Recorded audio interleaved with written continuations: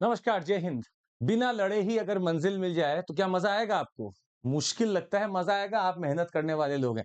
पर फिलहाल बिना लड़े जीत दर्ज करा दी गई है और ये हुआ है गुजरात के सूरत कॉन्स्टिट्यूएंसी में, जहां पे एक कैंडिडेट कहीं से भी अपोजिशन नहीं मिला और उसको विनर घोषित कर दिया गया, चुनाव ही नहीं हुआ है। आइए समझते हैं क्या है ये जो आपके सामने लेटर दिख रहा है, इसमें लिखा है I returning officer for the Surat parliamentary constituency the state of Gujarat hereby certify that I have on the 22nd day of April 24 declared Shri Mukesh Kumar Chandrakant Dalal of 84 whatever the address is to have been duly elected by the said constituency in the general election। मतलब बिना जीते ही बिना ही चुनाव लड़े आप जीत रहे हैं और ये 22 अप्रैल का रिटर्निंग ऑफिसर का साइन भी दिख रहा है। तो गुजरात की सूरत लोकसभा सीट से निर्विरोध जीता गया है कोई और यहाँ पे पूरा हल्ला हो रहा था, हम जीत गए, हम जीत गए। आखिर ऐसा कैसे पॉसिबल है? और कोई एग्जाम में तो नहीं लगता। आप यूपीएससी का एग्जाम दिए बिना ही सोचिए आईएएस बन जाए, वो अलग बात है, लैटरल एंट्री कई बार हो जाती है, पर उसमें आप यूपीएससी की जो भावनाएं है उसको छोड़कर ही घुसते हैं। फिलहाल समझते इस चीज को। दो काम हुआ वहां पे। पहले, जिन लोगों ने अपना नॉमिनेशन पेपर भरा था वहां पे जो बिल्कुल सही था, ऐसे 8 कैंडिडेट थे जिन्होंने विड्रॉ कर लिया, रातों रात सब अपना विड्रॉ करते चले गए, बस बस नॉमिनेशन वापस दे दो। तो लास्ट डे ऑफ नॉमिनेशन तक जो विड्रॉ कर लेगा उसका माना जाता है कि वो विड्रॉ कर चुका है। और एक कैंडिडेट जो थे, ये कांग्रेस पार्टी के थे, इनका रिजेक्ट कर दिया गया। बोला कि आपने जो प्रपोजर्स का नाम भरा, भाई हर चुनाव में जब आप नॉमिनेशन फाइल करने जाते हैं तो कुछ लिस्ट ऑफ प्रपोजर्स होते हैं। तो बोला आप प्रपोजर्स में तो साइन ही नहीं कराए हो, ये तो सब आपके संबंधी लोग हैं, वो कहाँ है, दिखाइए उनको। तो यहाँ पे वन कैंडिडेट का रिजेक्ट हो गया और बाकी लोगों का विड्रॉ हो गया और बचता कौन है? बस अकेले वही बचते हैं। तो इलेक्शन कमीशन के हिसाब से जो रिटर्निंग ऑफिसर है, जो कि representation of people act section 21 के तहत अपॉइंट होता है, उसके पास एक हथियार है, एक पावर है कि अगर किसी कॉन्स्टिट्यूएंसी में एक लौता कैंडिडेट बस है तो उस पूरे चुनाव प्रक्रिया को कराने की जरूरत नहीं है। अगर नॉमिनेशन डे जब लास्ट डे है उस तक बस एक कैंडिडेट बचता है तो वही विनर घोषित होता है। सूरत में ये हुआ है। दूसरा समझिएगा, ऐसा पहली बार नहीं है, बहुत सारे एमएलए जीते गए हैं, बहुत सारे एमपी जीते गए हैं। समझिएगा, अगर हम number of MLA elected unopposed की बात करें तो आप देखेंगे 63 जम्मू कश्मीर में है, आपको 6 दिखेंगे राजस्थान में, 6 दिखेंगे यहाँ पे उत्तर प्रदेश में, 40 दिखेंगे आपको अरुणाचल में, 77 दिखेंगे नागालैंड में, 34 दिखेंगे आंध्र प्रदेश में। और अगर हम एमपीज की बात करें तो लगभग कुछ कुछ एमपीज अनअपोज्ड जीते हुए हैं। कहा जाता है कांग्रेस के आज तक सबसे ज्यादा एमएलए और एमपी, कांग्रेस के पार्टी के सबसे ज्यादा एमएलए और एमपी आज तक जीते गए हैं अनअपोज्ड। और एक ऐसी सीट है सिक्किम और श्रीनगर, सिक्किम और श्रीनगर एक ऐसी सीट है या जहां पे दो बार ऐसा हुआ अनअपोज्ड मोर देन वंस, मतलब एक ही सीट पर दो बार अनअपोज्ड जीते गए, श्रीनगर और सिक्किम की सीट पर।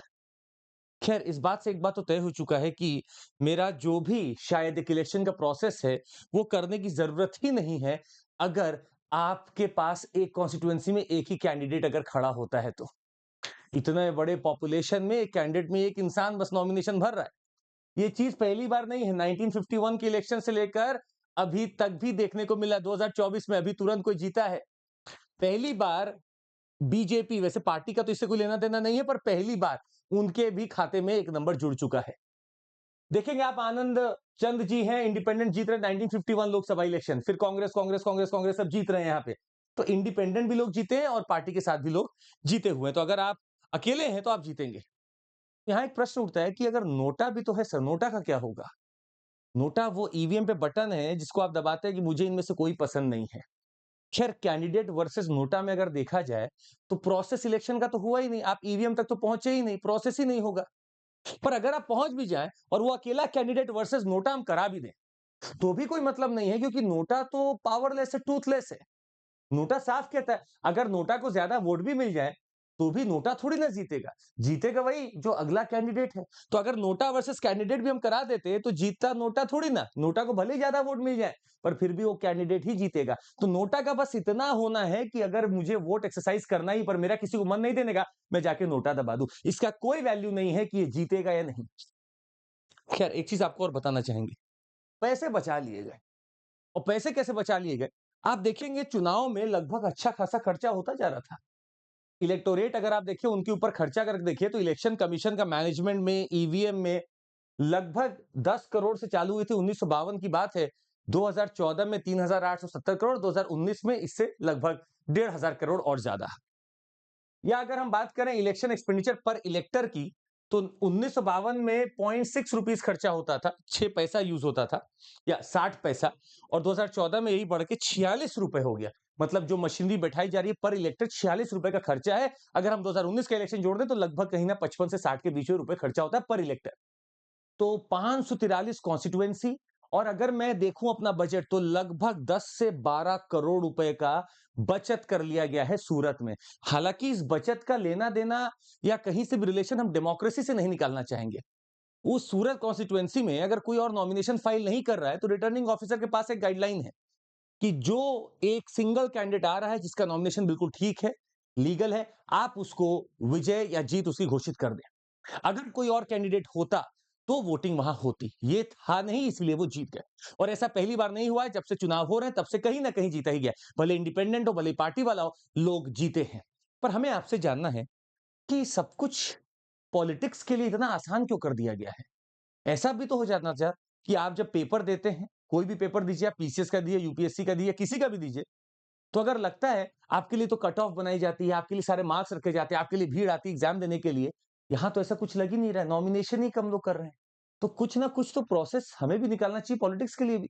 मान लीजिए अकेला ही है तो आप उसको कुछ ना कुछ जुगाड़ करो, कहीं से और नॉमिनेशन लेकर आओ। आपको एक एलिजिबिलिटी लगा देना चाहिए कि unless and until you have this तब तक इलेक्शन नहीं होगा। भाई और लोग आएंगे, इंडिपेंडेंट लोग आए सामने, आए तो हमारे यूपीएससी में तो बहुत भीड़ है, हमारे पीसीएस में तो बहुत भीड़ है, यहाँ क्या हो गया? यहाँ एमपी किसी को बनना नहीं है क्या? बनने के एस्पिरेशंस बहुत हैं, पर कई बार आप समझते हैं राजनीति में कुछ चीजें ऊपर नीचे होती रहती हैं। जब तक स्टेट फंडिंग ऑफ इलेक्शंस ना हो, जब तक इलेक्शन कमीशन कुछ रूल्स पक्के फाइनल ना बना दे, तब तक यही चीजें होंगी। और ऐसे लोग कई बार बिना सोचे बिना लड़े जीत रहे हैं, उनको पहले ही जीत का वो मिल चुका है। मतलब जब काउंटिंग होगी तो सब जश्न मना रहे होंगे, इनके घर में जश्न मनना चालू होगा कल से ही, 22 अप्रैल कल से ही चालू है। तो जरूर बताइएगा कि ऐसा क्या करना चाहिए कि किसी को अनअपोज तो नहीं जिताना है। इतनी बड़े आपका पॉपुलेशन है, किसी ना किसी को तो खड़ा करना है, ऐसा क्या करना चाहिए? आप नीचे कमेंट करके बताइएगा। फिलहाल मंजिल तो मिलेगी, मंजिल आपको भी मिलेगी, उनको भी मिल चुकी है, पर मंजिल आपको मिलेगी जब आप मंजिल पे चलने के रास्ते पे ठीक ठाक तरीके से चल पड़े, व्यवहार आपका ठीक हो। 22 तारीख को आप जहां कहीं भी हो, आपको 1 से 2:30 बजे के बीच में कमिटमेंट आपसे चाहिए। आप मंजिल को पाने के लिए सब कुछ करेंगे, आपको कुछ भी नहीं, आपको बस लाइव हो जाना है अनस्टॉपेबल पे। You will get lot of toppers from Unacademy there, sharing their idea, sharing their views. हम लोग भी वहां पहुंचेंगे, कुछ ना कुछ बातें जरूर होंगी और आपके लिए इंटरेक्टिव वहां पे गेम्स होंगे। We are going to make big reveals. तो एक स्टेज मंजिल आपकी तय करने के लिए और उस एस्पिरेशंस को एक दिशा देने के लिए कोशिश करिएगा। अप्रैल 8 1 से 2:30 बजे के बीच में आपको लाइव रहना है। That would be all from my side. Thank you so much, take care, जय हिंद, अपना ध्यान रखिएगा।